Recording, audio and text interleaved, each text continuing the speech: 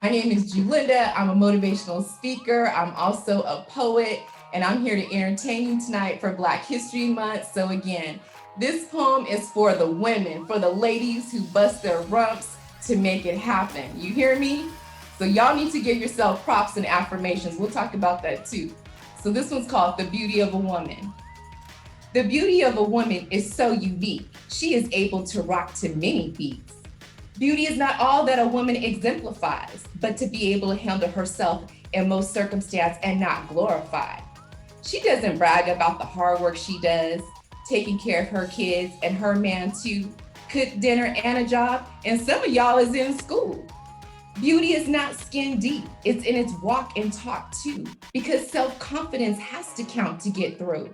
She wakes in the morning, gets her kids together and her man too, sends them on her way so she can start hers too.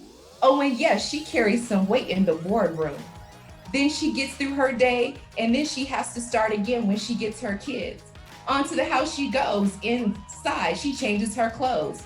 Her honey walks in and asks what he can help do. She says, homework with the kids, honey, and that will do. See, managing her life has beauty too. She keeps everything going, and most times it's smooth. Life does not always go the way planned, but when you have a strong woman at hand, she can make it seem like everything is in the plan. She got plans for A, B, and C. She is ready and she foresees. And at the end of the evening, she makes all her love flow once again by laying with her man and making all her love flow. And that is a woman of beauty. Again, a beauty of a woman. Did y'all enjoy that? Yeah, thank you. Yes, that was great. Yes. Okay. So we gonna get a little bit deep, but then we gonna bring it back. Okay. So I have to educate y'all a little bit. All right. This poem is called "Your Way Ain't My Way." So again, this is Black History Month. So again, this is what this poem is about. So please take heed to these words. Your English grammar ain't my Black grammar. Your privileged experience ain't my unfortunate experience. Your acceptance has been my rejection. Your private education has been my public education.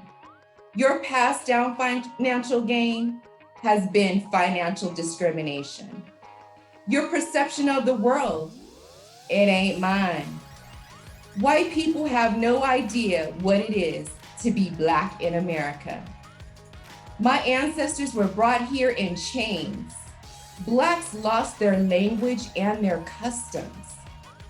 Blacks were forced to work and build for the white new world. Black women were forced to breastfeed white women's children. Black women were raped by men who claimed to own them.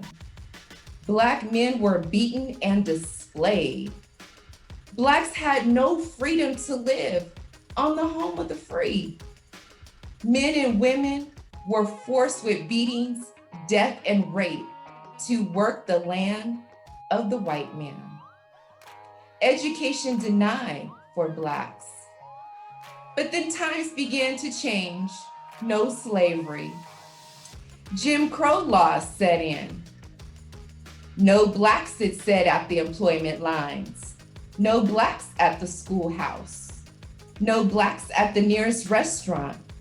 No Blacks living in zoned area for whites.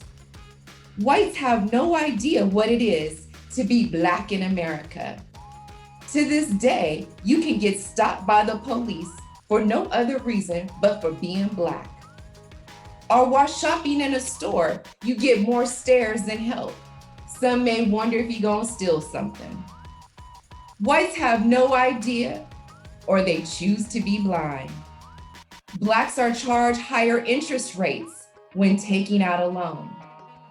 Blacks are still not welcome in white privileged neighborhoods. Whites have no idea how it feels to be the only Black in the classroom. One is always the favorite number for Blacks while working in the department. Sometimes there's no Blacks around. Just look around. Yes, there's reason to keep hope alive. Yes, Blacks can now vote. Yes, Blacks are allowed to get an education. Blacks can now own land. Blacks are allowed to protest and fight for their fair rights. But a cop, they can still shoot at you at 50 times like they did Sean Bell in 2007. Or they can murder Oscar Grant like they did in Oakland in 2008 and call it an accident. Whites have no idea what it is to be Black in the United States of America.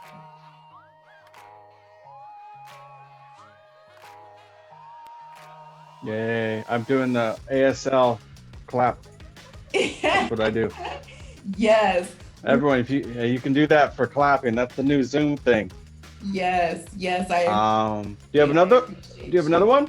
Yes, of course. You know, we gotta have to end it in on a soft, sexy note, of course.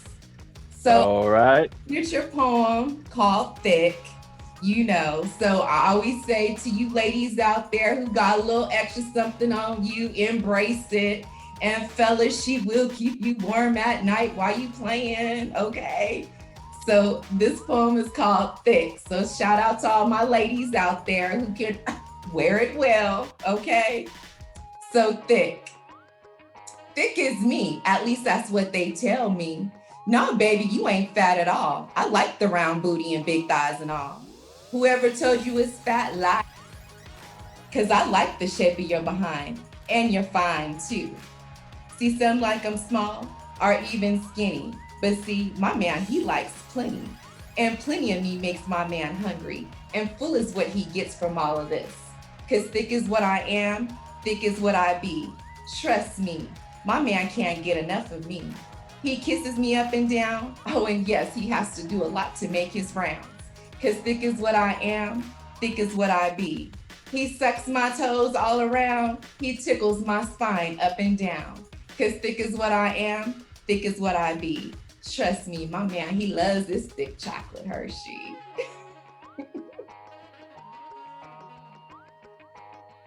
So I hope you enjoyed that tonight. And I just want to say happy Black History Month and happy Valentine's Day for all the lovers. And kudos to y'all for being in school and wanting to empower yourself and wanting better for yourself, because that's what it's about at the end of the day. You know, we just trying to make it happen, okay?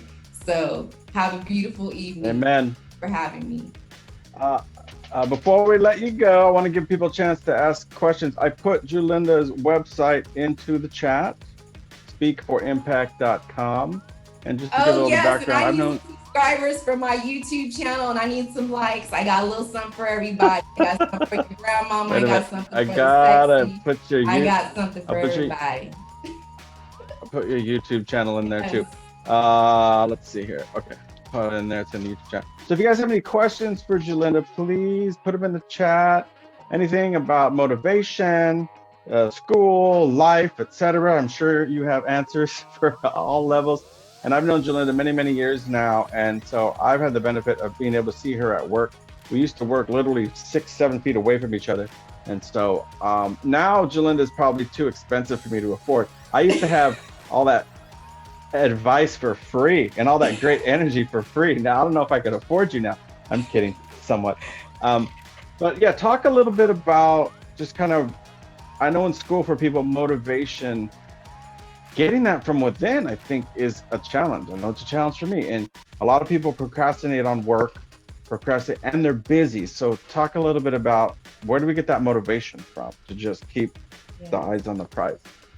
I will also share that. And two, feel free to unmic, and I don't mind, hearing your voice and you ask. Yeah, jump in. So please, I'm a people person. Unmic, talk to me. At the end of the day, we all face challenges, and some people, come from more privileged backgrounds and some people don't.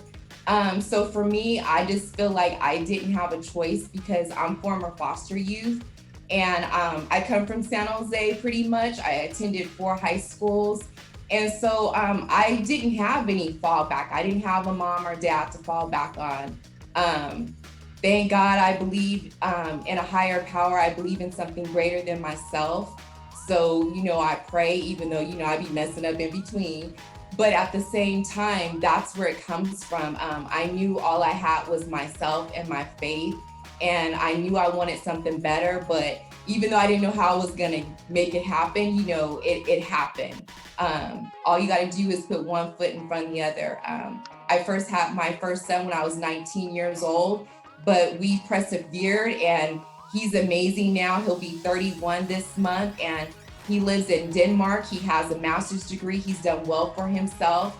But at the end of the day, it's about what you want for yourself. And that's why I please ask you, do not let anyone deter you from your dreams and from your goals, because they're not going to be there when your rent needs to be paid. They're not going to be there when your baby is hungry. So at the end of the day, you just have to truly believe in yourself, and don't let anyone deter you and steal your dreams from you. And that would be your biggest motivation, should be self-love. Amen. Okay, we got a couple of really good questions. You may have sort of answered it. Well, the first one is, what's your biggest advice in life? I'm gonna say my biggest advice, I'm gonna say right now, because I've been going through this amazing journey, is forgiving yourself. Forgiving yourself and know that you are amazing. I'm gonna ask a favor. Every morning when you get up and you look in the mirror, you brush your teeth, comb your hair. I know you're gonna look at yourself, because I know y'all all that. Give yourself an affirmation. Remind yourself how great you are. And I think that we forget that. It could be the littlest thing. Tell yourself, I'm a great listener. Tell yourself, I'm a good friend. Tell yourself, I'm a good mother. You tell yourself, I'm a good husband. I'm a good wife. You tell yourself something amazing about yourself, because I think that's something that we forget. And if we mess up, you really need to forgive yourself, because everyone makes mistakes. I was listening to a motivational speech by Oprah, and she was talking about how her slip fell when she had to go on television. And someone said to her, "Oh, do you think you're the first?" And that made me reflect on myself. Like, we're not the first to trip and fall. Like, we're not the first, to fail. We're not the first. These commercials for bad credit aren't for me. So I'm going to say to you, yourself, and affirmate yourself every single day. That's a good one. All right. Excellent. I got to do that. Okay.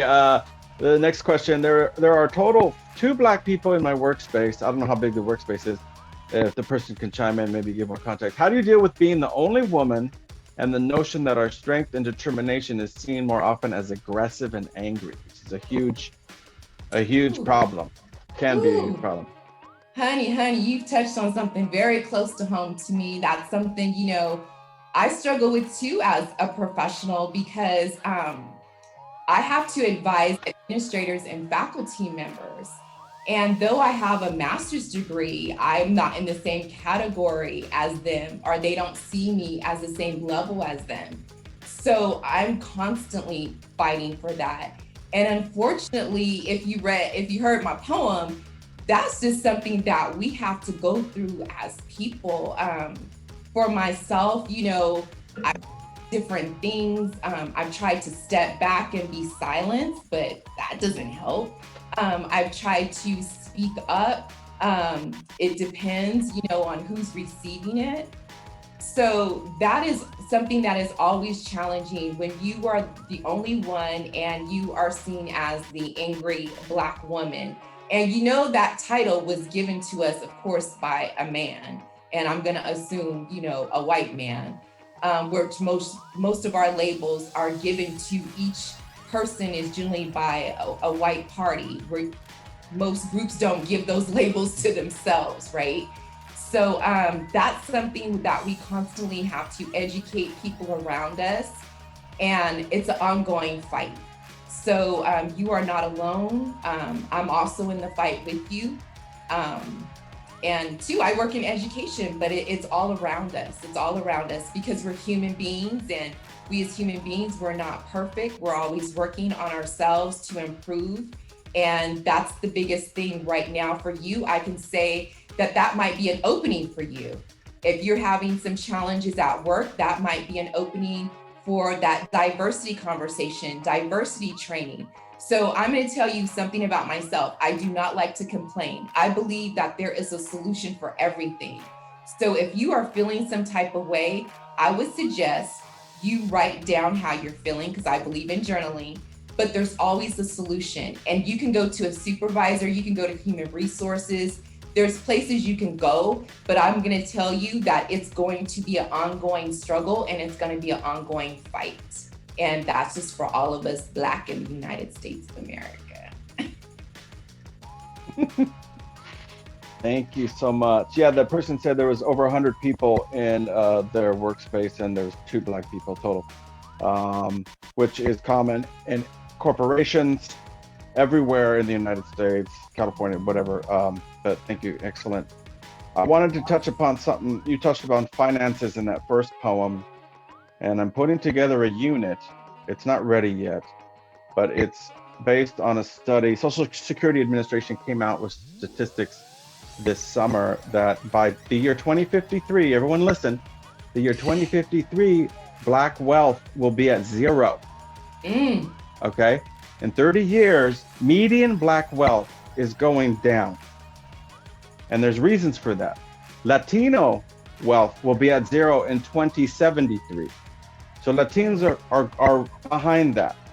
So if you are a brown person, I'm Latino, I got to think Filipino. about that. And Filipino, right? I'm and a little bit of white. But you got to think about what Julinda said at the beginning. No one's going to do it for you. No one's going to go after it for you. And actually, Black wealth is going down, median, like on average, right? And there's reasons for that. It's because brown people do not accumulate and inherit wealth, right? And there's these asset classes that we do not inherit typically, on average, right? Some people do, some people don't. But on average, Black wealth is going down. Latino wealth will be right behind it in 2073. It may sound like a long time ago, or a long time from now. It's not. 30 years will go by like that, and people look around and are like, where are my assets? So we are not trained typically to manage wealth, to manage assets, to even know what they are. Actually, we are scared of those things. So to study finances, either in school or wherever, to know how to manage wealth, to know how to manage people, rather than accumulate things. That's kind of my next unit, and hopefully in my 1A class. And I don't know if you can speak to that, because I've seen your journey, Julinda. Yeah. I just wanted to finances and knowing how to manage them. I wanted to add on to what your professor just stated about, financial wealth. And in my poem, as you saw, it's designed that way. It's designed for us to have minimal education. Public school does not teach you critical thinking. Public school teaches you how to follow direction and work for someone else. So you have to be mindful of the messages that we're receiving. So first of all, it's designed, as soon as you are born, everyone is given a social security number. You are valuable to the federal government when you die. So they're receiving all your social security benefits. They're receiving your pension if you are not married. So they are profiting off of your physical body. And then they keep you dumb with K through 12 public school. Again, they don't teach us banking. They don't teach us about purchasing a home. But then there's this so-called American dream, right? But the American dream was not designed for everyone. And I'm gonna remind you, when the Constitution was written, it was only written for a group of people. And it's still, unfortunately, that same way. That's why we have the problems in government that we have today, because certain people don't want to give up their privileges. So, there's a lot of people who are unhoused right now, right? We have a major unhousing population where people are homeless. But then we have another spectrum where we have billionaires who own 20 homes. Now, where's the balance? Where's the equity in that? So again, our legislation and the laws are designed that way. Your public school education was designed to keep you down and working in a warehouse and working in fast food. That's what it's designed for. They don't teach you critical thinking of how to get your own, because that's how they're able to make it.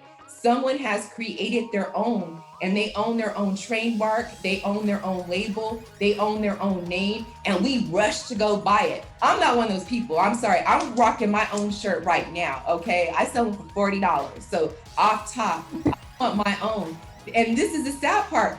Y'all wouldn't want to buy my shirt, but then y'all want to go spend $100. Oh, we'll take back $100. The cheapest Louis Vuitton t-shirt is $600. It's a plain white t-shirt. People will go spend $600 for Louis Vuitton, but then you won't support your cousin. You won't support your brother. You won't support your auntie who has businesses. And that's what it's all about. We are giving away our dollars to that white community. We need to keep it in that Black and brown community, because there is, even on this Zoom call right now, we have several people here who are talented and knew how to do things and who want to have their own businesses. And if everybody was talking right now, they would talk about, oh, I'm gonna do this, I'm gonna do that. And if we could just come together collectively and support each other, we would grow. But again, we have to be mindful of what we're allowing in our ear.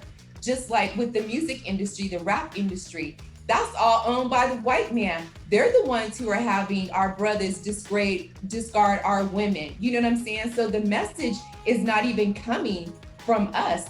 We're being paid to deliver someone else's message. So we have to be mindful of everything that we let in our ear, who we have around us, because again, the system is designed for you not to succeed. It's designed for you to work for them.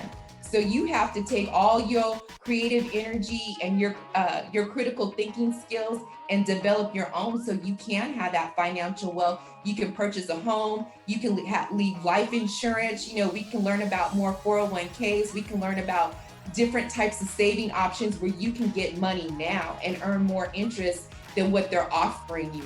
Or even these predatory loans. Who are those for? That's for the Black and brown community.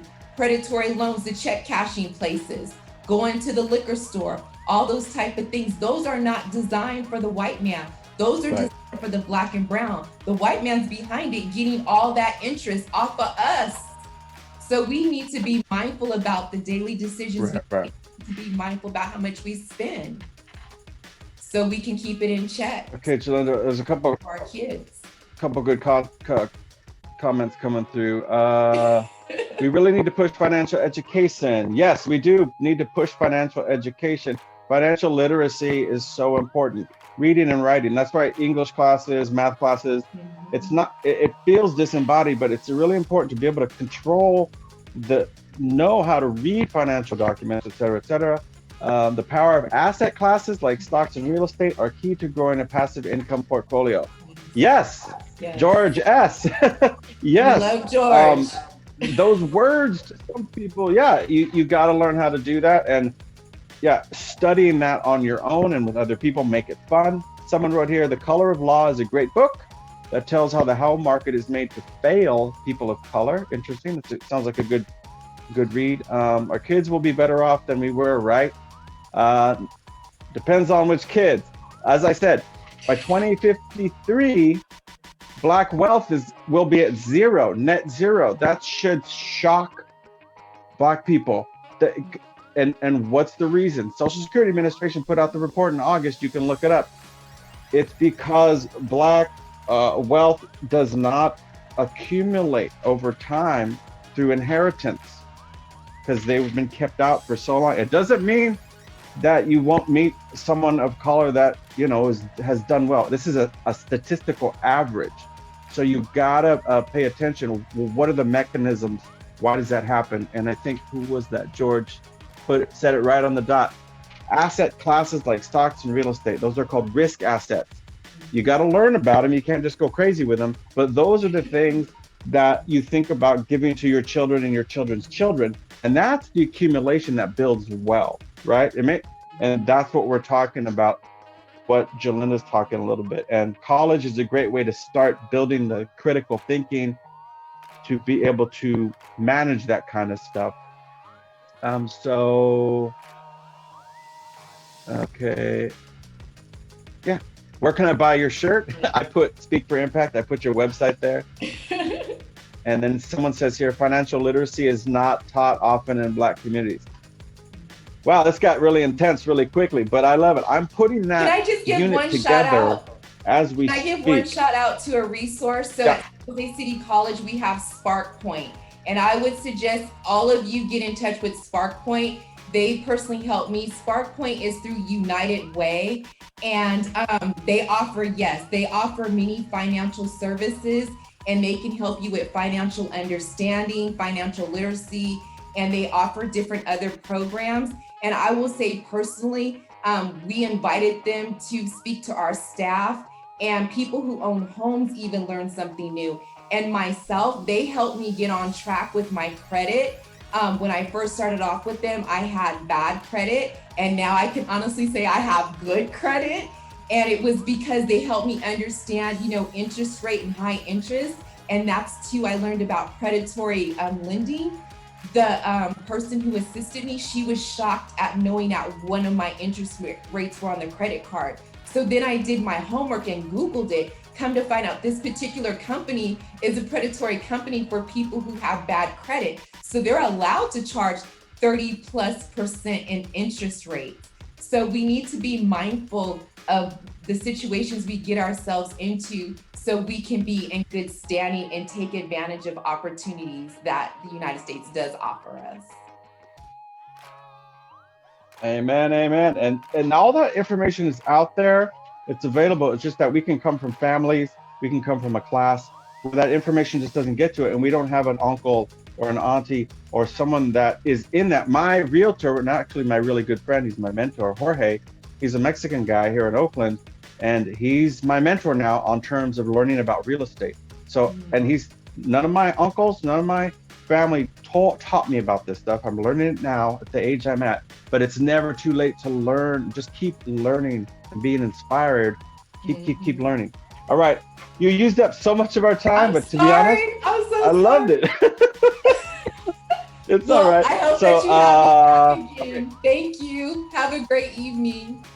I will send everybody your contact info, and maybe they can reach out and talk to you more. All right. Yes. Thank you, Julinda. Bye. Bye.